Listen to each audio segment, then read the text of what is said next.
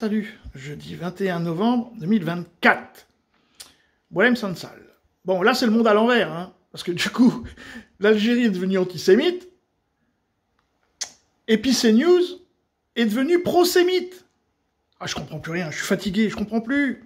Ouais, 75 ans. 75 ans, Boualem Sansal, c'est l'un des auteurs algériens de langue française les plus connus, mais peut-être que son arrestation s'inscrit d'ailleurs dans une séquence qui est liée au sujet que vous venez d'évoquer, l'immigration, la reconnaissance par la France occidentale, le voyage de Emmanuel Macron, Maroc, ouais. et puis une dégradation d'une façon générale des relations entre la France et l'Algérie. Et effectivement, c'est un grand auteur, le Boualem Sansal, quelqu'un qui est venu très souvent à CNews, qui dénonce régulièrement le régime algérien, l'islamisation, la radicalisation, qui dit attention en France, on pourrait voir ce qui s'est passé en Algérie il y a quelques années, qui tire les sonnettes d'alarme depuis très très longtemps. Et effectivement, il est arrivé dimanche dernier en Algérie, par avion, et depuis pas de nouvelles.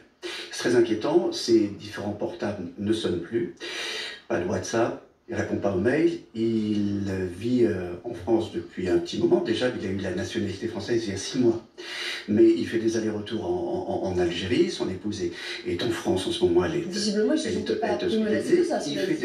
Non, mais je vous dis, il y a depuis le mois de juillet, il y a une tension. Il y a une tension aussi que ressentent d'autres écrivains. Kamel Daoud, qui a eu le prix Goncourt, il y a 2 plaintes qui ont été déposées contre lui. Il y a une tension contre les écrivains algériens. Et donc, il a été arrêté. On est sans doute, les différentes sources que j'ai pu avoir aujourd'hui disent qu'il a été arrêté. Peut-être qu'il sera d'ailleurs présenté à la justice dans les prochaines heures. Sans doute qu'on lui a confisqué son passeport.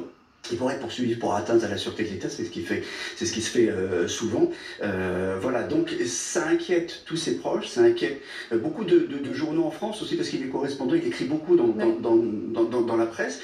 Le Figaro, il a écrit de nombreuses tribunes. Voilà, donc on est très très inquiet. Albert, il faut... Ah, c'est le monde à l'envers. On comprend plus rien. Hein. L'Algérie est devenue antisémite et CNews est pro-sémite. Ouf, je suis perdu. Salut les amis.